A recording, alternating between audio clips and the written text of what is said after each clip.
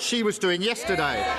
This House considered our motion and rejected it decisively because everyone saw it for what it was, a desperate, baseless political stunt ahead of the May elections.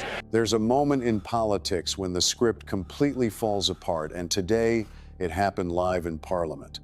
In a bruising PMQs exchange, Keir Starmer and Rachel Reeves were pushed onto the defensive over a welfare bill that critics say is spiraling out of control. I think the whole country is sick of this man's tone-deaf, pompous moralising. The numbers? Stark. The pressure? Mounting. And the questions? Unanswered.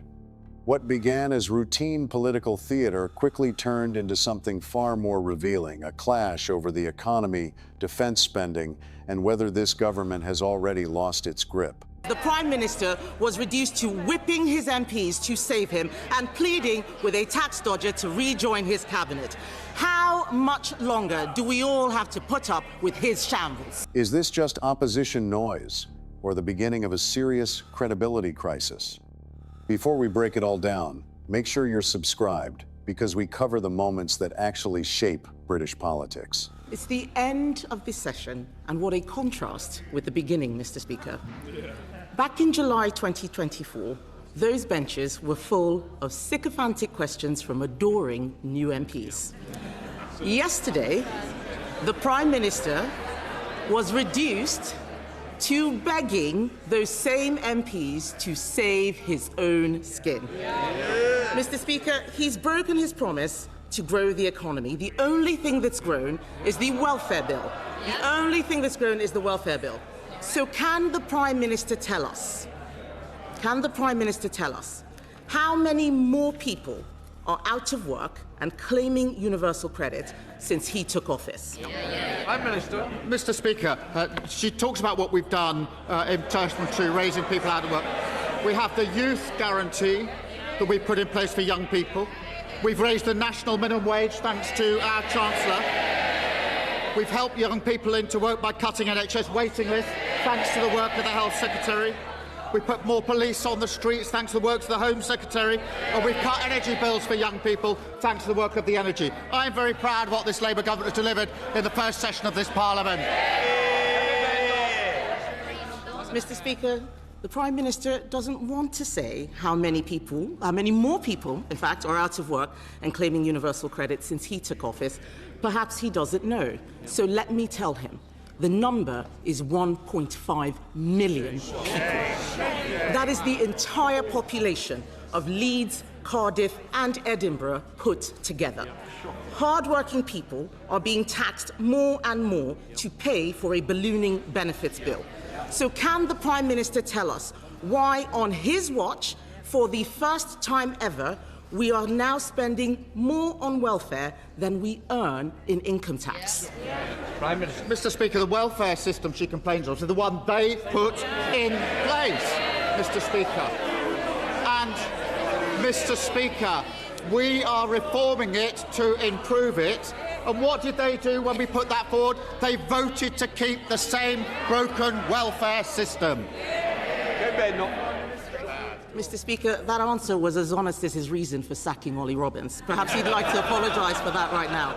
Let me tell him why we're spending more on welfare than we're earning in tax. It's because of him and his terrible policies. This is all under him.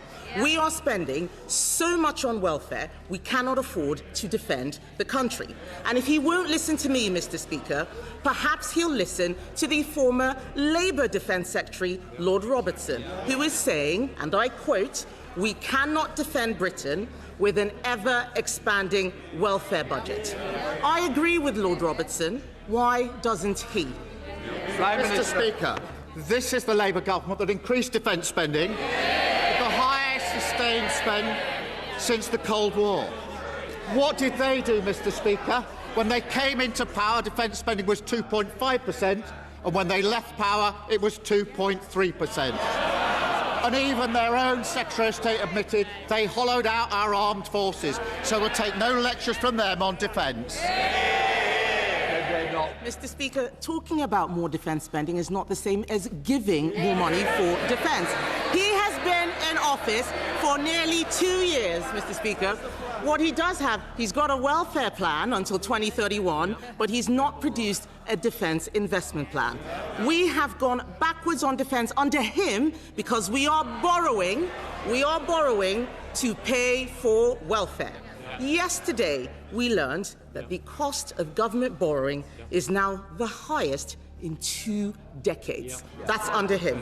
Instead of getting a grip on the economy, the Chancellor is briefing out rent controls to curry favour with left-wing backbenchers. This is not a serious way to run the economy. It is time the Prime Minister gives her an easier job. So will he listen to businesses, listen to the country and reshuffle the Chancellor? Mr. Speaker, at the spring statement, the Chancellor was very proud to say inflation was down to 3% and falling, 6 interest rates in a cut. We've seen the growth figures for the early part of this year. And she says, well, the cost of borrowing's gone up. Yes, because there's a conflict in Iran. And what did she want to do? What did she want to do? When I said we wouldn't be dragged into that war because I thought through the consequences, including the economic consequences, what did she do? She said we should jump in with both feet without regard to the consequences. She can't complain now about the implications. Mr. Speaker, I didn't hear him say he's not reshuffling the Chancellor. It sounds like she's toast. Meanwhile, the former Deputy Prime Minister is on manoeuvres. This government is like a bad episode of Game of Thrones. His own people have turned against him, and all the while, the Prime Minister is holed up in his castle, wetting himself about a visit from the King in the North. Yesterday, Mr. Speaker, one Labour MP actually said that his days are numbered. That's one of them. I wonder who it was, because they're all looking guilty as hell.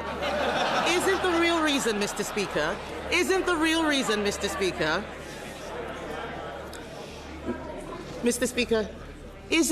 reason the Prime Minister can't cut welfare that he squandered all his political capital saving his own skin? Mr. Speaker, she talks about political games. That's what she was doing yesterday. This House considered our motion and rejected it decisively because everyone saw it for what it was, a desperate, baseless political stunt ahead of the May elections.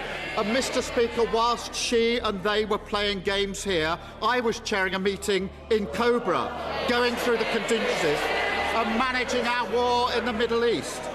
Mr. Speaker, they think political games here is more important than managing the implications of the war in the Middle East, which will affect every single one of their constituents. And none of them ask any questions about it. None of them want to debate it. They just want to debate silly political stunts. Because, Mr. Speaker, even though we didn't join the war, no thanks to her, my duty is to protect the British public from the consequences, and nothing is going to distract me from what matters to the British public. Mr. Speaker, I think the whole country is sick of this man's tone-deaf, pompous moralising.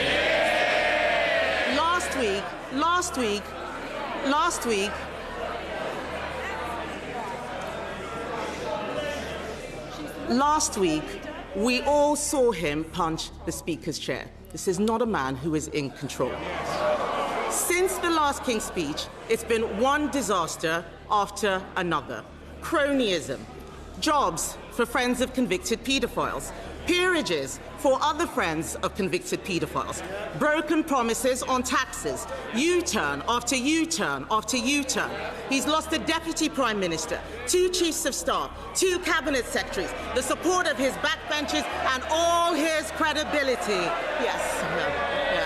They can jeer, Mr. Speaker, they can jeer as much as they like. They're going to have to go to their constituencies and explain to all those people why they did what they did last night. The fact is, the Prime Minister was reduced to whipping his MPs to save him and pleading with a tax dodger to rejoin his cabinet. How much longer do we all have to put up with his shambles? Mr. Speaker, I changed my party and I won a general election. She's changed her party, Mr. Speaker, because when I became leader of my party, their party was 3 times the size it is now. She's changed it. It's now even smaller than when she started at leader. because half of them are up there. And Mr. Speaker, the stunt they played yesterday because they don't like what we're delivering. More rights at work, more security for renters, lifting 500,000 children out of poverty. That's our mandate, that's our mission, and nothing's going to hold us back. Subscribe for more sharp political analysis and share this with someone who's following UK politics closely. And I want to hear from you. Did Starmer handle this well, or was this a damaging moment?